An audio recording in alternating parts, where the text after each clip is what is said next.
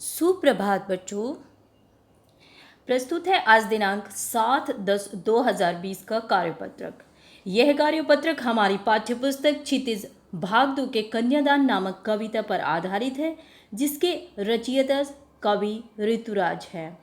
प्रस्तुत कविता में कवि ने विवाह के अवसर पर विदाई के समय माँ बेटी के बीच होने वाली बातों का बड़ा ही मार्मिक चित्रण किया है। यहाँ पर माँ पारंपरिक स्त्रियों की भांति अपनी बेटी को अत्याचार को चुपचाप सहने के स्थान पर उसका प्रतिकार करने की सीख दे रही है।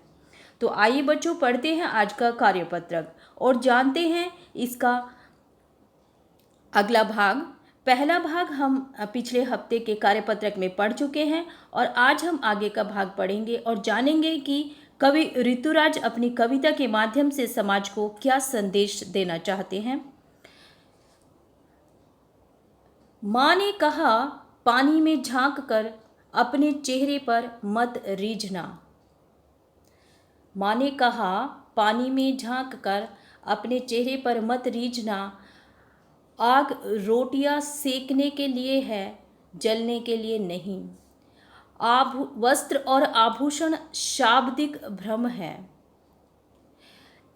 बंधन है स्त्री जीवन के।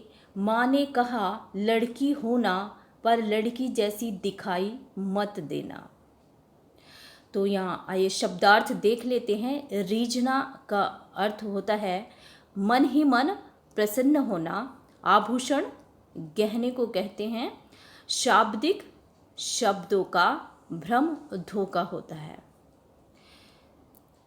तो आइए अब जानते हैं इन पंक्तियों का भावार्थ। प्रस्तुत पंक्तियों में कवि ऋतुराज ने उस माँ का वर्णन किया है जो विदाई के समय अपनी बेटी को नसीहत दे रही है कि उसे ससुराल में किस तरह से रहना है और किस तरह से नहीं, और किन किन परिस्थितियों का सामना उसे अपने भावी जीवन में करना पड़ सकता है। उसके लिए पहले से ही वह अपनी बेटी को तैयार कर देना चाहती है, क्योंकि उसकी बेटी अभी जिसने बाहर की दुनिया नहीं देखी है, वह बाहर की दुनिया से बिल्कुल अनजान है और उसने अभी तक मायके का सुख देखा है। अभी उसने ससुराल के कठोर जीवन को नहीं जिया है, तो वह अपनी बेटी को पूरी तरह से तैयार करके भेजना चाहती है। सबसे पहले माँ अपनी बेटी को बोलती है कि वह अपनी सुंदरता पर कभी भी न इतराए, क्योंकि सांसारिक जीवन को सही तरह से चलाने के लिए सुंदरता से ज़्यादा हमारे गुण काम आते हैं। फिर माँ अपनी बेटी को कहती है कि आग रोटियां पकाने के लिए है, न कि जलने के लिए। अर्थात वह अपनी बेटी को यह बताना चाह रही है कि अपनी जिम्मेदारियों को अवश्य निभाना, परंतु किसी अत्याचार को मत सहना। उसके बाद माँ कहती है कि वस्त्र आभूषण के मोह में कभी न पड़ना। यह केवल एक बंधन है जिसमें कभी भी बंधना नहीं चाहिए। इसके चक्कर में बसा बसाया संसार भी उजड़ सकता है। आगे फिर माँ अपनी बेटी को कह रही है कि अपने आप को किसी के सामने एक दुर्बल कन्या की तरह प्रस्तुत मत करना और न ही अपनी निर्बलता किसी के सामने आने देना। इस संसार में लोग निर्बल के ऊपर ही अत्याचार करते हैं, इसलिए उन्होंने कहा कि अपने भीतर नारी के सभी गुणों को बनाए रखना, लेकिन दूसरों के सामने कभी खुद को कभी निर्बल, असहाय और अबला मत बनने देना। तो बच्चों, प्रस्तुत पद्यांश के ऊपर कुछ प्रश्न दिए गए हैं, उनका पढ़कर हमें उत्तर देना है। पद्यांश व उसके भावार्थ को पढ़कर निम्नलिखित प्रश्नों के उत्तर दीजिए। तो कुछ प्रश्न हैं जिनका उत्तर हमें देना है। आइए देखते हैं उन प्रश्नों को और उनका उत्तर देने का प्रयास करते हैं। पहला प्रश्न है कि माँ ने अपनी बेटी को क्या क्या सीख दी। तो माँ ने बेटी को समझाया कि वह कभी अपने रूप सौंदर्य पर गर्व ना करे, वह अपने उत्तरदायित्व का निर्वाह करे और कभी भी कमजोर बनकर आत्मदाह ना करे।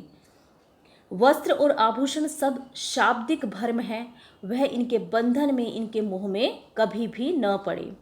लड़की की कोमलता व लज्जा आदि गुणों को अपनी कमजोरी न बनने दे और ससुराल में गलत व्यवहार का विरोध करे, प्रतिकार करे और अपने परिवार की मर्यादा बनाए रखे। आगे बढ़ते हैं और देखते हैं प्रश्न 2। आपके विचार में माँ ने ऐसा क्यों कहा कि लड़की होना पर लड़की जैसी दिखाई मत देना? तो लोग स्त्रियों की कोमलता को उनकी कमजोरी समझने लगते हैं, इसलिए माँ अपनी बेटी को सीख देती है कि उसे लड़कियों के विशेष गुण, शालीनता, विनम्रता आदि तो धारण करने चाहिए, परंतु लड़कियों को कमजोर दर्शाने वाले, असहाय, दुर्बल और अबला प्रदर्शित करने वाले भाव से बचना चाहिए और उसे खुद को कमजोर नहीं दिखाना चाहिए। संभवतः इन्हीं सभी कारणों से माँ ने अपनी बेटी को लड़की होना पर लड़की जैसी दिखाई मत देना कहा होगा। तो आइए पढ़ते हैं प्रश्न 3। आपकी दृष्टि में माँ ने बेटी को सचेत करना क्यों जरूरी समझा होगा? सोचकर लिखिए।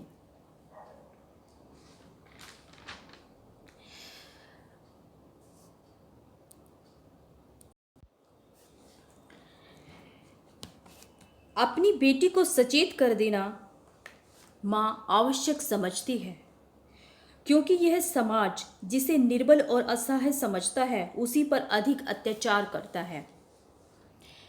अतः माँ अपनी बेटी को पहले ही सचेत कर देना चाहती है और उसे जीवन के कठोर यथार्थ का ज्ञान देती है।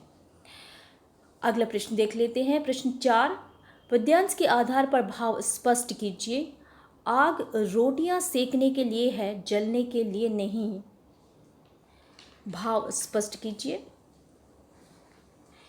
तो बच्चों उत्तर है, आज भी समाज में महिलाओं के प्रति अन्यायपूर्ण व्यवहार किया जाता है। यहाँ तक कि कुछ क्षेत्रों में घर की बहुओं को आग में जला भी दिया जाता है। तो प्रस्तुत पद का भावार्थ भी यही है कि आग रोटियां सेकने के लिए है, घर की बहुओं को जलाने के लिए नहीं, उन पर अत्याचार करने के लिए नहीं है। तो आइए आगे बढ़ते हैं और देखते हैं आज की गतिविधि। आज की गतिविधि में है कि कल्पना कीजिए कि यदि आप लड़की की माँ होते तो विवाह के समय लड़की को आप क्या क्या सीख देते।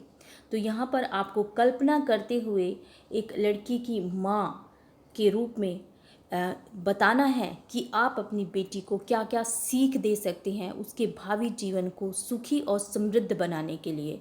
तो यहाँ आपको अपने विचार से लिखना है कि आप उसको क्या क्या सीख देंगे। यह प्रश्न आप स्वयं सोच विचार करके लिखिए।